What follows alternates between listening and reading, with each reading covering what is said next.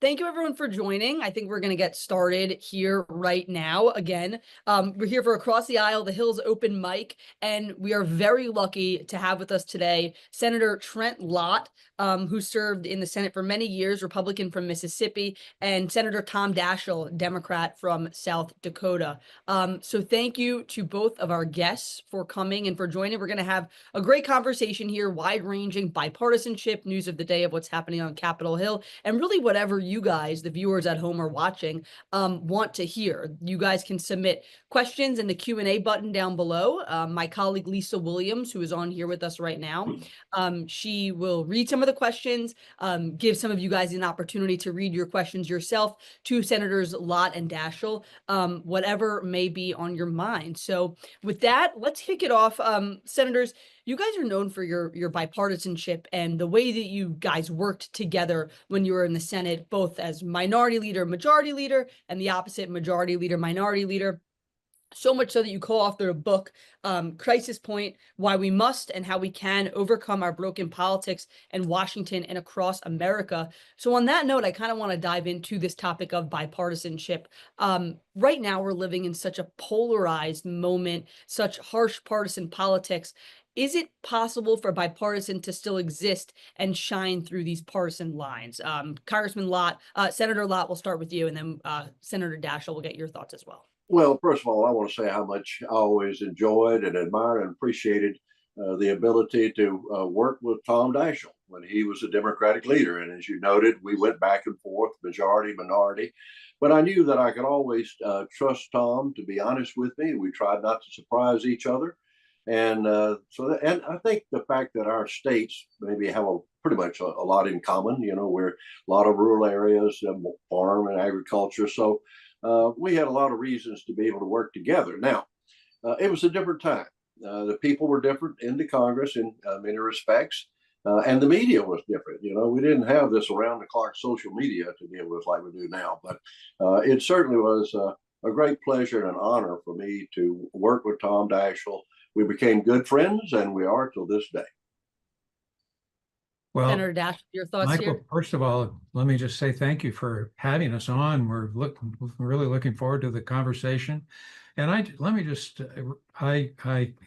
have to just say I really treasure Trent Lott's friendship, and we became legislative partners, and that partnership developed into a friendship. And I think we got a lot done. And I think it was a time when Congress was more functional, but as Trent so ably said, times were different. He and I both talk about the airplane and how the airplane has affected the way Congress works. People leave on Thursday and they come back on Tuesday, and we try to run the country on Wednesday, and social media didn't exist virtually at all. Cable news really didn't exist that much. And so it was a different time. But to your question, is bipartisanship possible? I think it's still happening. I think it's below the surface. You've got a good example right now with a Republican and a Democratic senator on sanctions on Russia, working together to pass legislation on sanctions on Russia. So it's another example. There are a lot of other examples. It is much more polarized, but I think it has to start with leadership, and leadership needs to demonstrate that bipartisanship is part of what really makes Congress work well. I have people that say to me, "Oh, well, it was so different. Y'all didn't have the problems that we have now when you and Tom in leadership." Well, we did have to deal with 9/11. We had the Iraq War resolution. We had the impeachment trial of William Jefferson Clinton. And we found a way to get through all those without blowing the place up and coming to what we thought was a reasonable conclusion and solution. So we dealt with some tough issues. That's something I want to dive in on. There's certainly a lot of polarization right now based on, current events and just the current climate in Washington and beyond. But you guys didn't have it easy either. As you mentioned, the President Clinton impeachment trial, you guys were in leadership right after 9/11, the anthrax attack as well, the Iraq war. There was still certainly a lot going on. Senator Lott, you mentioned that you never surprised each other. I'm wondering if you could sort of take us behind the scenes of what that communication looked like, how you you two built this such a strong working relationship despite the partisan lines being drawn. And again, the really heated, intense political moment that you were living in. Well, no, the center aisle in the Senate is not a wall.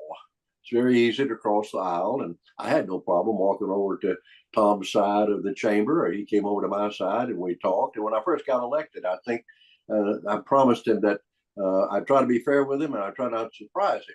Every now and then, I'd get a little out of control, and sometimes I pushed the envelope too much. I remember one time I did a thing called filling up the tree to block all the amendments. And then I came to my senses and I went over to Tom and said, sorry about that, and unraveled what I had done. So that was, and I knew that I could count on Tom, to be honest with me. And we would always meet on the floor of the Senate at the beginning of the day and say, okay, here are the issues that we're going to take up today. We made it work, and it can do that now too. The key is communication. And Trent, usually Trent talks about something else that I think made a difference. We had a phone. We had a phone on our desks that only we answered. If that phone rang, I knew it was Trent Lott. It wasn't going to be his staff. It wasn't going to be anybody else. It was going to be Trent. And I knew it was probably pretty important, or he wouldn't be calling me. And I really think communication is so critical, and we communicated from the very beginning. And and I think he's right. I think we both had House experience, and that helped us sort of understand kind of what we wanted and what we didn't want in the Senate. And we learned, that there are pluses and minuses to being in these roles. But I think those mutual experiences helped us communicate. But that phone was a big factor. Yeah. Yeah, and honestly, sometimes we were even trying to get around our own staff. We'd get very nervous when my staff would see me going across the aisle to talk to Tom to work something out because they weren't sure what was going to happen. But Tom is absolutely right. You need that communication, and in those leadership roles in the Senate, you have to do it every day. If you're doing it every day, it gets to be easier, and I think it helps the institution. Sometimes it's not smoke-filled rooms. Sometimes it's just the Senate floor in the broad daylight. I want to move into current events a little bit because I was so looking forward to this conversation, particularly because of the times that you guys had served. Senator Lott, you were majority leader when the Bush tax cuts were signed into law. You helped usher that through the trifecta, through budget reconciliation. Senator Daschle, you were the minority leader at that time, helping steer Democrats through that situation and that legislative undertaking. Fast forward just a few years, we're sort of seeing the same exact situation play out right now. So, Senator Lott, I'm curious, do you have any advice for Republican leadership on ushering a massive tax cut package through a Republican trifecta? Of course, the House has just passed the bill. The Senate looking at some changes. We'll ping pong back to the House. And then folks are hoping it could be done at President Trump's desk by July 4th. And then Senator Daschle, any advice for Democratic leadership as they traverse this minority wilderness as the Republicans are pushing through a marquee bill? My first advice on taxes is, while I'm very much for it as a general principle, be careful you don't overdo it.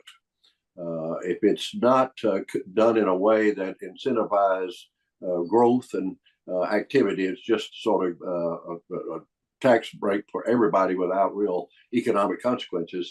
It can be a mistake, and that's what I'm watching right now in the reconciliation bill that the Senate is working on. The House just passed.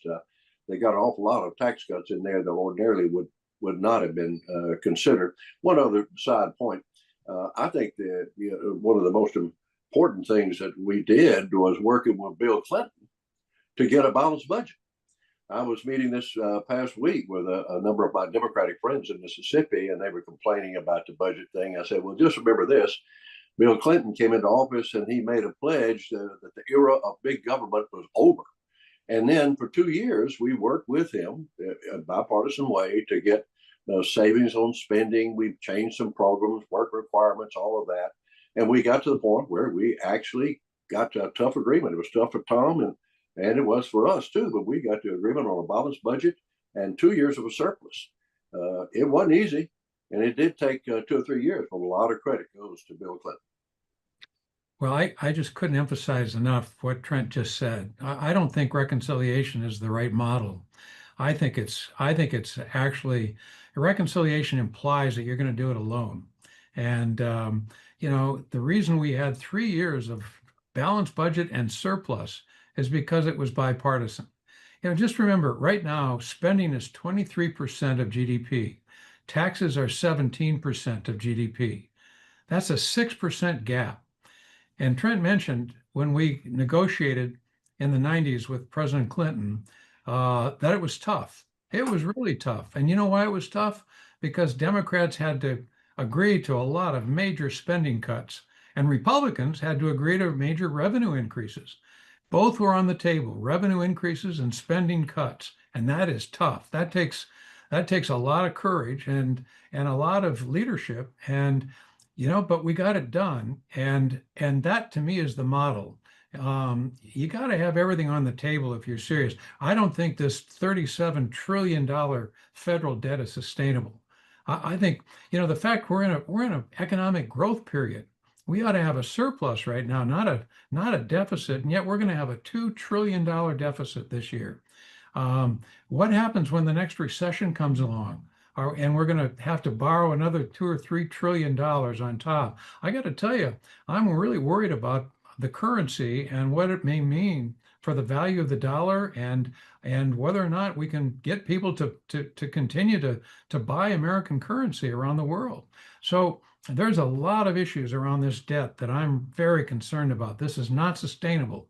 But the only way we're really going to address it is not with another $2 trillion deficit, but by putting everything on the table and getting the job done, just like we were able to do. And I hate Trent and I usually never like to say do it the way we did it. Yeah. And I don't mean to imply that they should do exactly what we did last time, but there is a value in doing something together. And Trent's heard me say this a million times, but compromise is the oxygen of democracy, and I think that's what we need here. Talk about the balanced budget amendment, balancing the budget during the Clinton administration. I'm up in the Capitol every day, and I'm constantly hearing folks talk about the ballooning deficit, wanting to bring the deficit down, and thinking back to the Clinton administration when the deficit was neutral. And as you mentioned, when there were those years of a surplus, what were those conversations like of bringing that idea to fruition? As you mentioned, it required some serious negotiating and concessions on both sides of the aisle. Without being critical of either Democrat or Republican presidents of late, it really does begin at the top. Bill Clinton was determined to get it done, and we didn't do it in a month or two. It actually was a 2-year run-up, and even the last day when we were still negotiating, he called and he wanted a little more addition of spending in a certain area, and I said, "No, Mr. President, we can't do it." I understand that when he hung up the phone, he was not real happy with me.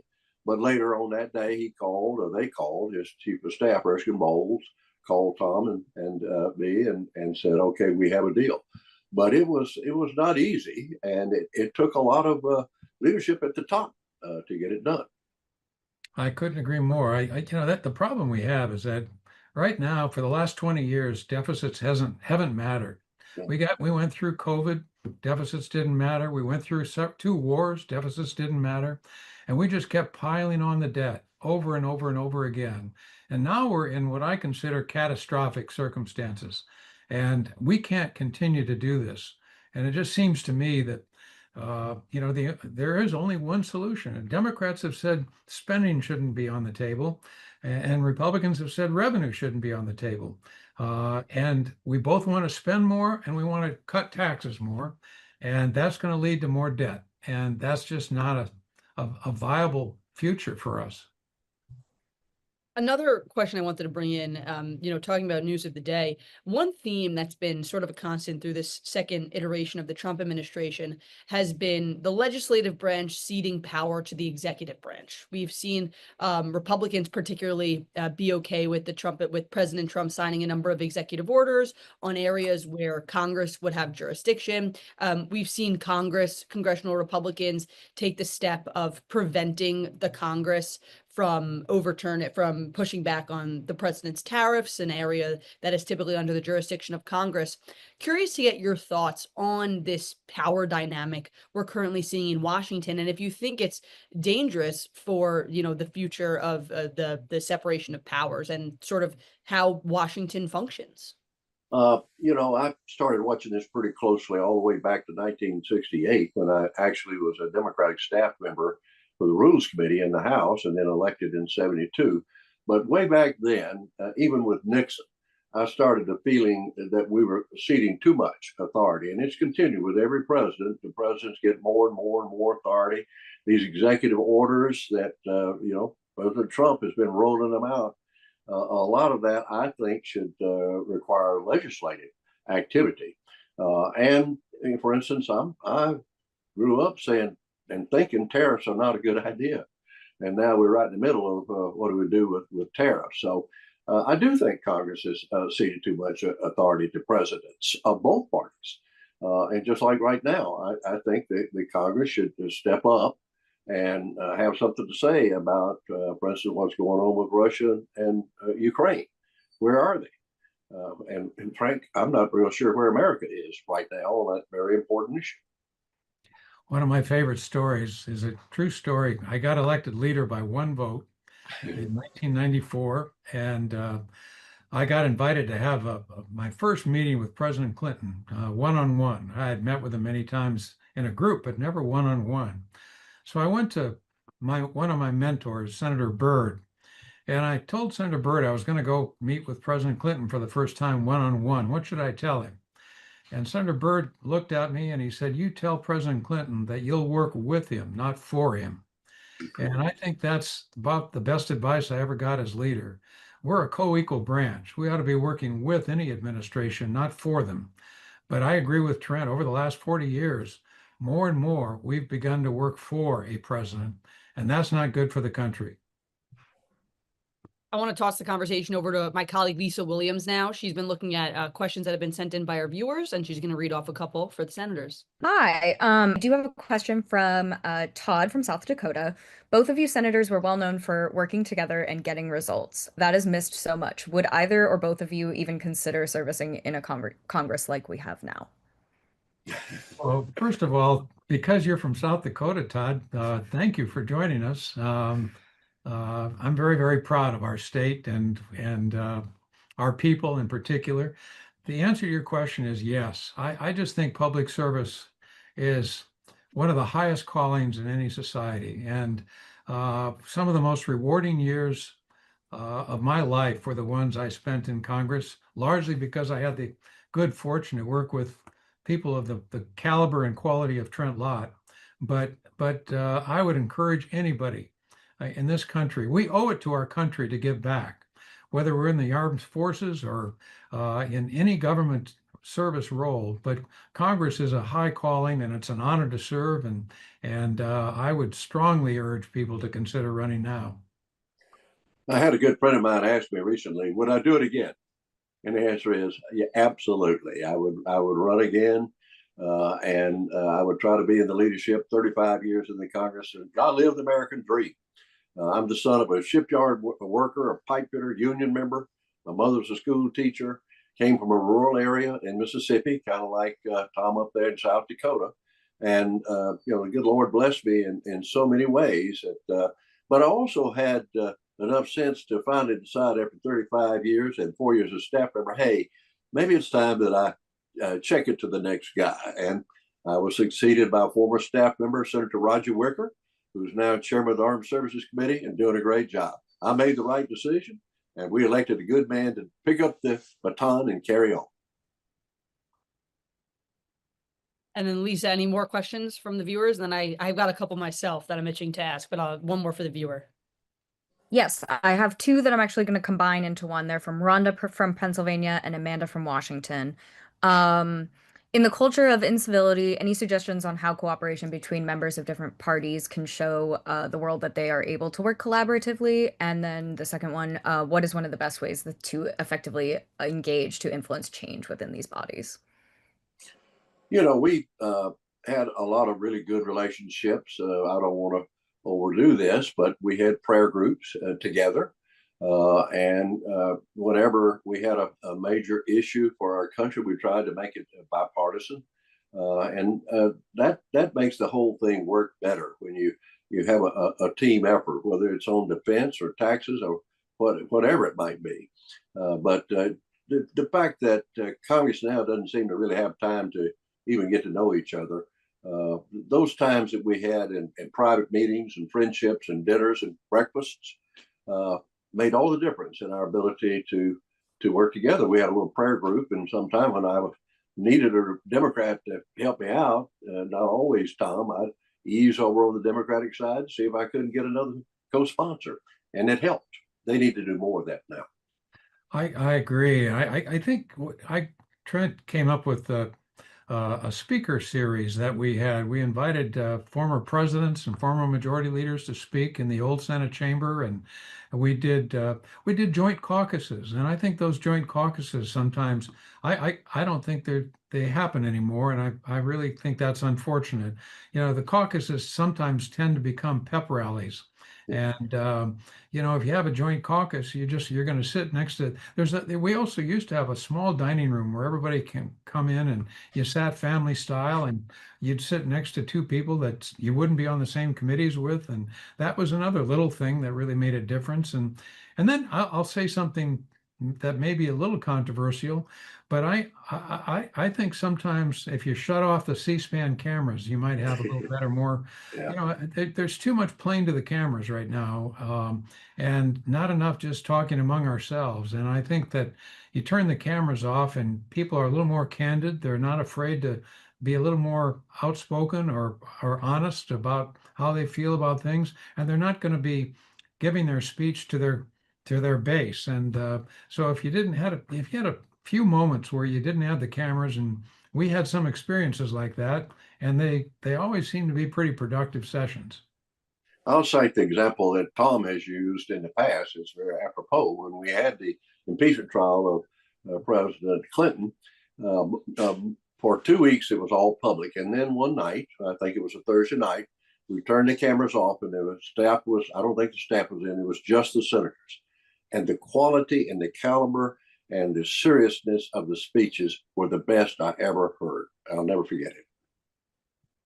I want to sort of build off that note, specifically what Senator Daschle had said. I remember when it was during the 2023 speaker's race, the historic Kevin McCarthy 15 rounds of voting, C-SPAN had taken control of the cameras on the House floor. So there were a number of different angles other than the typical angles of the dais and a few other spots. And there were so many folks who were so surprised at the conversations that we're having on the floor. I recall a lot of folks on Twitter being shocked at Matt Gaetz and Alexandria Ocasio-Cortez having a conversation on the House floor. Talk about, you know, these types of relationships do exist. There's so much playing for the camera of social media and the cable news era right now, but there's also a lot of these substantive conversations that do still happen across the aisle. I'm curious, what's your take on how social media has influenced Congress? It could be a pro in helping folks get their message across, but there's also the reality of folks playing for the camera. Well, you cite a good example, those multiple nights and votes on who would be Speaker of the House. It was not one of the House's better experiences. And I thought one night they were literally going to come to physical blows. Thank goodness some cooler heads prevented that. But that was not good. And I do think that social media is part of a problem now. You know, everything is out there, and even if you take a courageous position, you can really be hammered. And you know, members have to take in consideration, do I want to continue to do this? So it definitely has had a dampening effect, I think, on the production of members of Congress. I think there's too much of it, and I worry a little bit also about misinformation. There's just a lot of misinformation in social media, and that makes the effort to try to understand just what the real facts are all the more complicated and challenging. One thing I would also say that I'm very proud of is Trent and I both have worked at the Bipartisan Policy Center, and you know, it's a think tank that really has devoted itself for the last almost 20 years now to try to find opportunities for communication and working out ways with which Republicans and Democrats can work together. And I want to give them a shout out for what they try to do every day. I agree with Tom on that. And I was involved with the Bipartisan Policy Center, and we used to have some meetings. We'd have Democrats and Republicans on a panel. We have guests there. It was very, very helpful, I think, and I hope they'll continue their good work. I had mentioned the Kevin McCarthy marathon speakers race, and covering that, spending a lot of hours at the Capitol to cover that. I was just taken aback at the dynamics that go into trying to claim power in Washington. And then I was doing research ahead of this conversation, and I realized that it may not have actually been the craziest example of power agreement and power sharing in Washington. I was just jotting down notes of the timeline in 2001 of what the ping ponging of power between you two had looked like. I'll just read it for our viewers if they're not aware.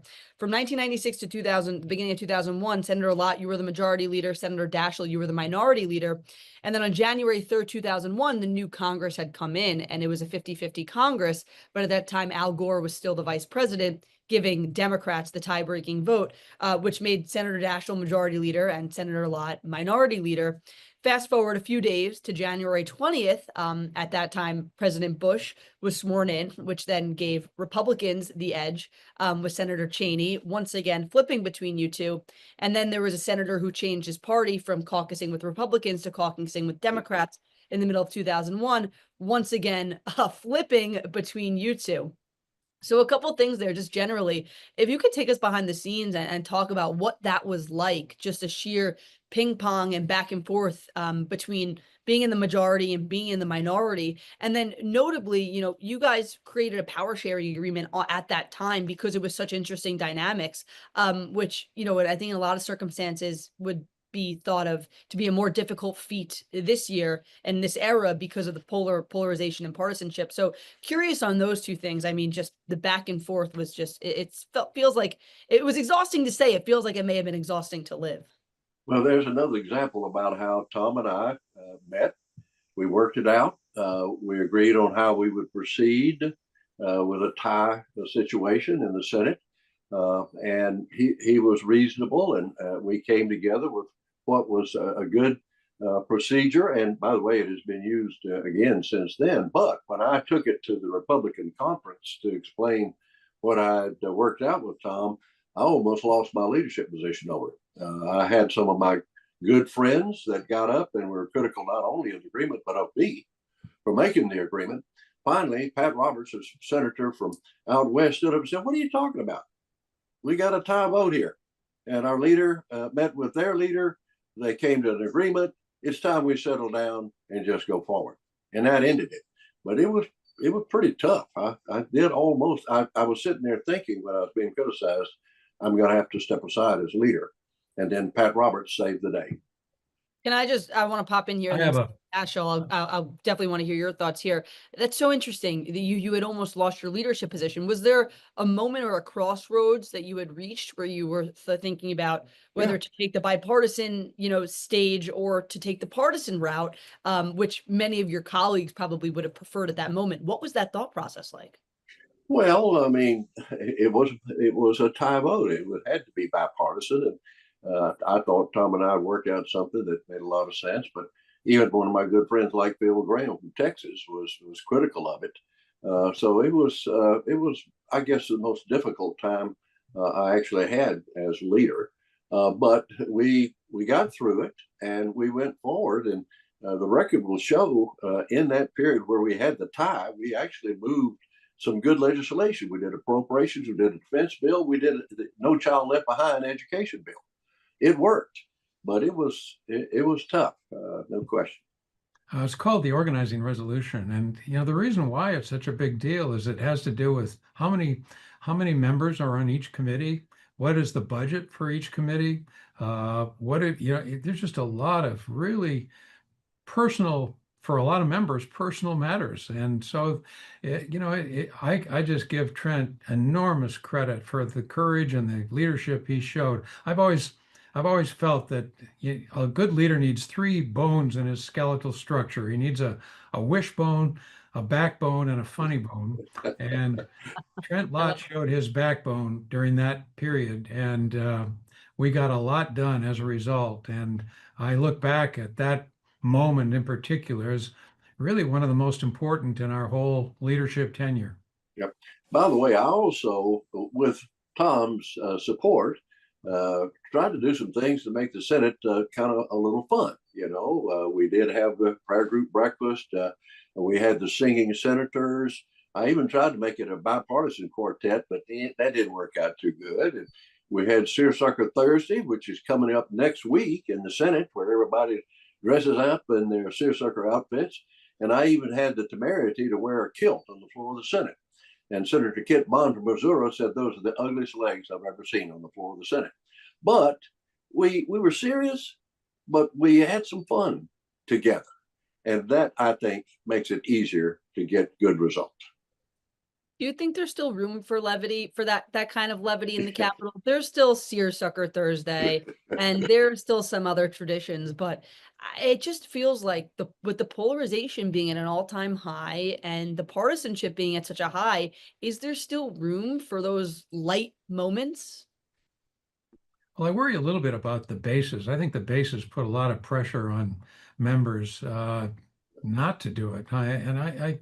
I just think that's so unfortunate because, I think the country generally likes to be governed from somewhere in the middle, center right, center left, and in order for that to happen, you have to have that comity, and you have to have that relationship, trust, and ability to communicate, as I said earlier. And levity helps do that. And Trent created an atmosphere when he was leader, and I hope I could contribute the same when I was leader. That we really tried to make it a place with good comity, with a T, not only with a D but with a T, comity. And I think we accomplished that. And you can do it today, but it's just a lot harder. Senator Lott, any thoughts on that? You're the brainchild of so many of these traditions. Any thoughts on if they can still exist today, and if new ones can be introduced?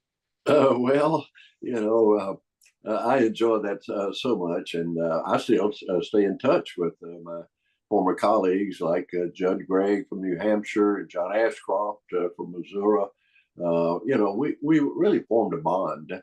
And I don't know if they take the time or have the time to do that now. It's like Tom said, they kind of blow into town and they work a couple of days and they're gone again.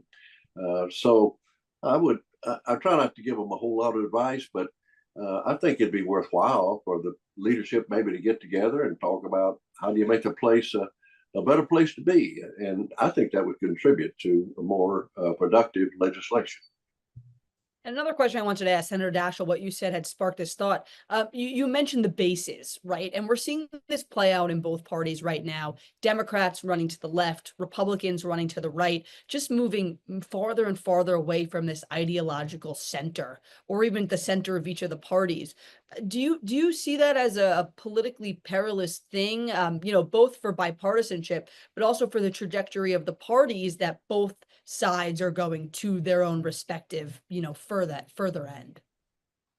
Well, I think Democrats have a real challenge. I've been very, very vocal about it.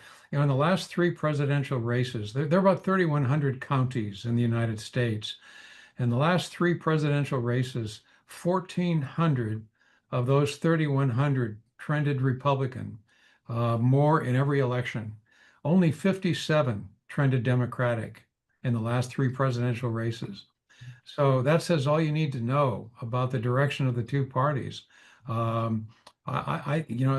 42 million people trended more Republican, 8 million people trended more Democratic in the last three presidential races. And so I think Democrats have a brand problem, and we've got to recognize it. We've got to deal with it. And I think we've got a lot of work cut out for us.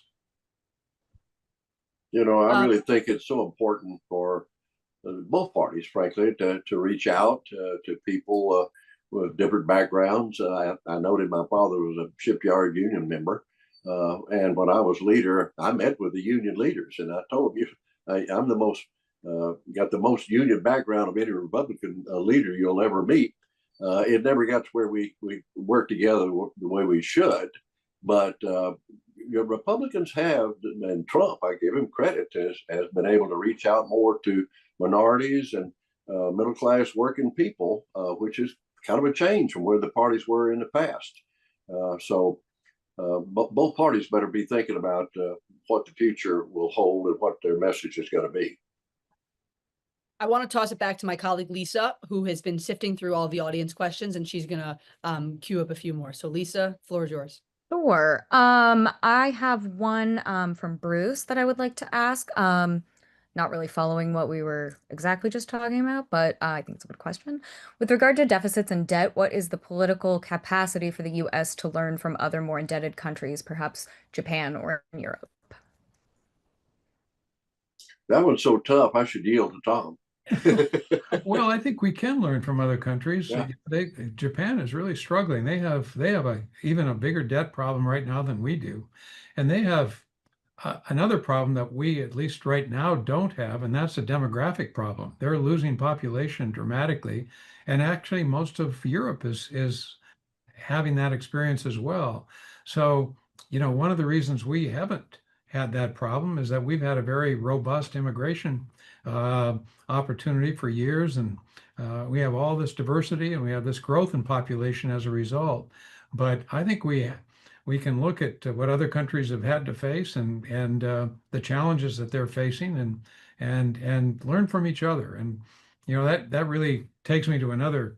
I don't think we can be isolationist. I think we've really got to be collaborative with our allies and other countries, and whether it's trade or national security or any one of a number of other challenges we face internationally. I think it's all important, and but we certainly can learn from their experiences as well.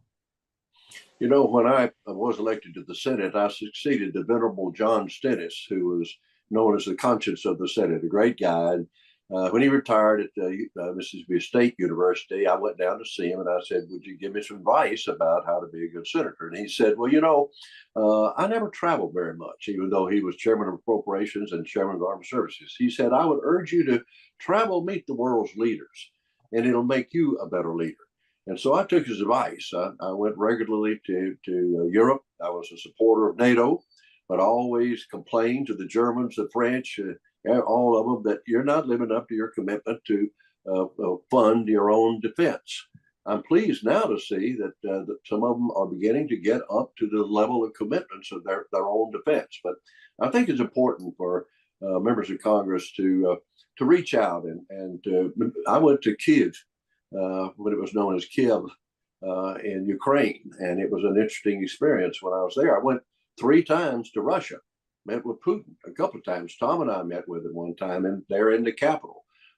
Those meetings are important as an education to our own leaders, but to help us have an influence on other leaders around the world. Let me just add one more thing to the advantage of traveling, and that is our earlier conversation around building relationships. I always made it a point. I think on every Codel I led, I always had made it bipartisan.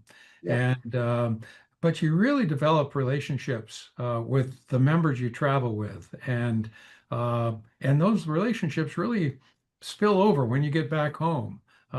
You've learned a little bit more. You've met their family. You know a little bit more about their backgrounds, and it really makes a difference in terms of the chemistry you have with members. And so, not only is it an opportunity for us to put a little bit more of an American stamp on foreign policy, it's a good relationship building experience as well. Yeah. All right. I have another from Ramona. What role does gerrymandering across the country have in creating divisions in the working environment of Congress?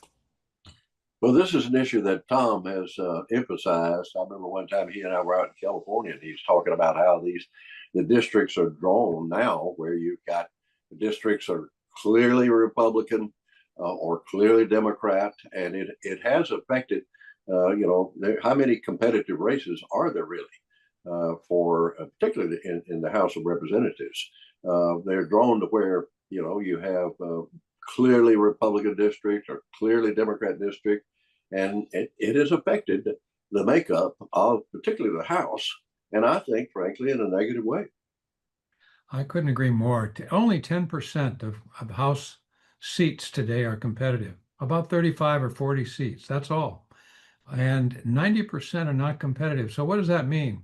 That means of the two elections, the primary and the general, the primary is the more important election. Because if you win the primary, it's a given you're going to win the general. But what happens in the primary? Well, first of all, you have very low voter turnout. So you get more in my view, more the extreme left and the extreme right that participate because these bases are activated. And because they're activated, they can be very demanding. And so a lot of members don't want to get primaried today. And that really affects how they look at legislative decisions. And I think that's unfortunate. If you're worried about getting primaried, rather than worried about getting generaled, you're probably gonna vote differently. And I think that's created a lot of the polarization we're experiencing now. Now, the question is, what do you do about it? And Tom and I have talked about that when we've been together in different locations. But one state, Washington State, actually came up with a pretty good solution. They actually had, I think, a well-known Democrat, a well-known Republican. They had to agree on how it was done. And I think they came up with a pretty good result. But it's tough because you got to deal with governors, you got to deal with legislators, you got an incumbent congressman that's chairman of the committee. You don't want to undermine his the makeup of his districts. But it is having, I think, I agree with Tom, a negative impact on the makeup of the Congress. All right, great. I have one from Miley, and I'm sorry if I did not pronounce that correctly. What do you think it will take for the American people to demand that Congress and the White House lay all the cards on the table and truly work to reduce the deficit and not try to score different portions of the budget differently, like delaying cuts or increasing spending out years so that the optics look like there is a reduction? Well, that's what that we're dealing with right now. You don't seem to see a lot of concern about the deficit and the debt. We've got this major bill that's passed the House, pending in the Senate. I hope they can get a good result, but it is going to involve a lot more spending and tax cuts. Try to control spending. It's not easy. We found it out working with President Bush and even back to work with Reagan. Of course, you've got some pretty good results, but it took not months but years. Right now, I just don't see either party really saying this is a concern for the future of our country and for our children. It's going to take some strong leadership that I don't think we're really seeing right now. That's the word. It seems to me it's leadership, and it's got to be leadership in both branches of government, the executive branch and the legislative branch. And as Trent said, I just don't think there isn't a lot of political pressure right now on either party or either branch of government to worry about the debt the way we should be. Economists are beginning to express themselves a little more vocally, and I'm glad to see it. But we're still, I still don't think there's a lot of political pressure around the debt, and there will be someday, because I don't think this is sustainable. Yeah, I agree. All right. I am paraphrasing a bit, but we have a question in the chat that was directed to one of you. I'm going to direct it to both of you. If you could speak a little about where you see the future of each of your parties going, just generally speaking, rebuilding, continuing building, etc. Well, I'm an incurable optimist. Of course, Trump is sort of one of a kind. He's got the strong personality, and he's got holds a lot of sway in the Congress now. But I'm hoping that looking from the Republican standpoint, I feel good about our future. We've got some potentially good leaders out there with Vice President J.D. Vance. Marco Rubio, I think, is doing a really good job as Secretary of State.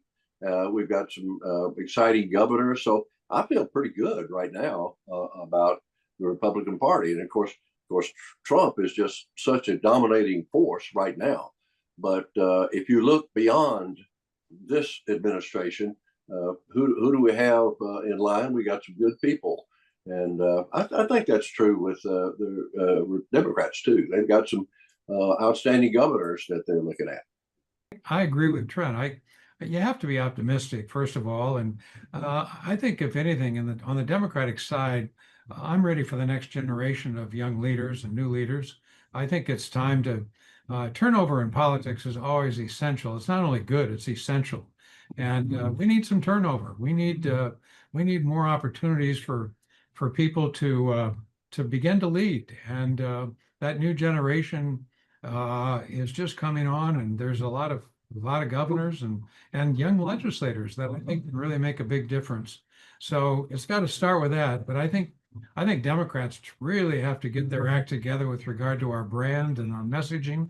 I think we're becoming the party of the elite and the educated, and not the working class. And you've almost got an identity transformation where Republicans are now the working class and Democrats are the elite, which was, when Trent and I were in, it was the other way around. Yep. So we've got our work cut out for us, but it starts in part with new leadership.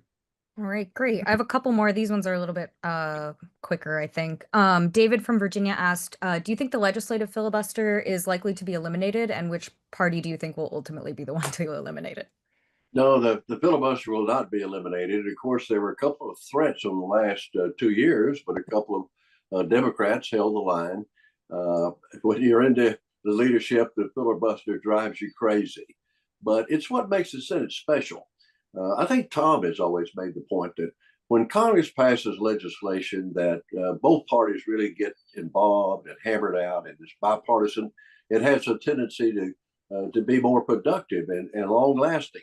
And when it's passed by a very close vote, sometimes it's not as well received. So the filibuster is unique to the Senate, but I would plead with my colleagues, keep it, because as soon as you get rid of it, you'll wish you had it back. Well, and I couldn't be more emphatically in agreement with Trent. It is what the Senate it should be all about. And this reconciliation bill is a good example of what happens when you don't have the filibuster. I mean, Republicans are understandably, because Democrats have done it too, they want to pass this on their own, and that's not the way to legislate. Trent and I think we both agree. We've talked about this so many times, but I've always believed that you got to make filibusters more painful. You got to make them hold the floor, but what we've done is eliminate the filibuster on nominations. Now we've eliminated on budget, and I think it's just created more problems. We're going to have a lot more ideological nominees and judges than we used to have, because in the past you used to have bipartisan support to get a nominee passed, and now you don't need that anymore. So ideological purity is going to be more a factor. And then on the budget, you got these votoramas, which are just crazy things where you have 30 or 40 or 50 votes and nobody knows what they're voting for, and all these gotcha votes. It's just crazy. And it all happened because we eliminated the filibuster. And so I'd say keep the filibuster, but make it more painful. There's even a process in the Senate where one senator can object and can put a hold on an issue, a bill, or a vote. And Tom and I tried to change that a little bit. We wanted to require, I don't know what it was, Tom, 3 or 4 or 5 had to do it to put a hold. But I must say, one night, a little levity here, I was checking around. There was a hold on an issue. And I checked, and the Democrats said, oh, no, we don't have a hold. And I went back in the Republican cloakroom and said, who in the world, who has a hold on this? And the staff said, you do, Senator. And my energetic staff had put a hold on a bill in my name. That ain't the way the Senate, the United States Senate, is supposed to work. So, I managed to clear that hold and was pretty judicious about doing it in the future. I'm gonna jump back in here. I have a few more questions. I know we're running out of time. This has been an incredible conversation. One thing I was curious about, and Lisa had touched on it with one of the audience questions about the future of the party. Senator Lott, I'm curious what you think happens in 2028. Does the MAGA movement continue? Who carries that mantle, or does it fizzle out? And do we see sort of a new form of conservatism? And then Senator Daschle, I'm curious, right now, Democrats are navigating this minority wilderness. You mentioned that they have a brand problem. There's been a lot of talk on Capitol Hill about what the best strategy for Republicans is right now as they navigate this moment and try to push back on the Trump administration. What do you see as the best strategy they can use to have a salient message, sort of continue picking up the pieces from the 2024 election, but also prep for 26 and 28? We're in a unique time here. The power of the personality and the MAGA movement is unique to Donald J. Trump. I think that his successor will be different in many ways. And I don't mean this to be overly complimentary or critical. I think maybe you'll see a return back to a little bit more traditional conservative Republican philosophy. Even though it might be people that will come out of the Trump administration, like J.D. Vance and Marco Rubio or others. And so, I do think you'll see some significant changes in the way the Republican Party goes after, Donald Trump. I think the Democrats need to do some soul searching on how we communicate more effectively. I think we're getting beat maybe 10-1 in the social media right now. Most of the more popular social media sites are mostly all conservative. There are a couple of exceptions, but I don't think our messaging apparatus and infrastructure is working very well. I don't think we've been able to articulate a message, and that's partly because we don't really have an articulator at this point. That's always something a president can do effectively, but it's harder for members of Congress to get that national stage. But I think we need to work on that. But I think we really have to work on an agenda and come up with an agenda that has resonance, that might define us more effectively as we look to the coming elections, and then just see what we can do to be more competitive. I'm in a state that used to be a purple state. It's now a bright red state. And I'd like to see South Dakota become a purple state again. And one day I'm sure it will. But we've got to work on turning those red states and blue states that are consistently one color or the other more purple. I'm sure the answer to this question will change several times over the next 3.5 years. But if fast forward November 2028, who do you guys think is each of your party's nominees, given where things currently are? Well, Michael, yeah, you really jumping right into the fire. I've mentioned a couple of times J.D. Vance, vice president.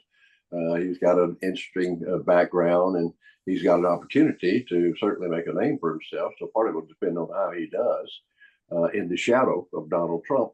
I'm a big fan of Marco Rubio. I like his demeanor. I've been watching him in some of his speeches recently, and I think we have some women in the party. I'm very excited that Susan Collins of Maine, chairman of the Appropriations Committee, comes from a tough state. I mean, she comes from a blue state. She's had a tough time, but so we've got some good people out there, and I'm looking forward to the future. But I do think both parties need to be looking for that next generation. And I think on the Democratic side, I'm really impressed. We've got at least a half a dozen governors that could become real effective national candidates. You're beginning to see them surface a little bit more and become more vocal, and I think that's good. And they're men and women, as Trent said. I'm hopeful that we can continue to see that trend going forward. Shifting gears a little bit back to the conversation about bipartisanship, there have been some examples in recent years of bipartisanship up on Capitol Hill. We saw the bipartisan gun safety law. We saw the bipartisan infrastructure bill. I'm curious, what area do you both think could be the next in that list of areas for ripe for bipartisan cooperation? Well, I think foreign policy is a place where you must have bipartisanship. Congress, in many ways, has abdicated their role, which can be, really effective because of the appropriations process. That's a place where I'm really concerned. I'm not comfortable at all right now with where we are with regard to Ukraine and Russia. What are we doing? What can we do to more? I know the president wants to see the fighting stop, but we need to be doing something different to deal with that and be prepared to deal with international relations around the world. I totally agree with Trent on that. I think internationally we really have even more of a role and opportunity for Congress. And I think it's so essential right now, especially with regard to Ukraine. I think there's a new field that that's going to require bipartisanship, and that's all around AI, artificial intelligence, and where that's all headed and how we deal with it. I think Congress has begun to start working together a little bit on that, and I think we could use a lot more engagement on the part of both parties and both houses as we look to how impactful AI is going to be in coming years. I certainly agree with Tom on that. Yeah. A lot of agreement just in this conversation. It's a good model for lawmakers up on Capitol Hill. We are almost out of time, but just to close things out, I wanted to ask you both, what gives you hope about the future of bipartisanship in Washington, on Capitol Hill, and the entire country? We've spoken about the way that you two worked so closely and so well together when you were serving in Congress, where of course we've also touched on the political moment that we're living in right now with such fierce polarization. I'm curious, what gives you hope for the future that bipartisanship can continue to shine through? Well, it has to. I don't want to get partisan, but I do think that the South Dakotan, John Thune, has done a good job with the nominations. He's trying to deal with the Senate, but also how the Senate deals with Trump. I think Michael Johnson, the Speaker, who is riding the whirlwind, with the close numbers they have in the House. But I've seen some signs, for instance, that he has been reaching out to work with the leadership on the Democratic side, and I would encourage him to continue to do that. Well, I believe, as Trent and I both believe, that necessity is the mother of invention, and I think it is, as he just said, it's necessary. It's a necessity. We've got to, our democracy depends on our ability to govern and to be functional in our governance, and that requires leadership. It requires courage, and it requires good communication.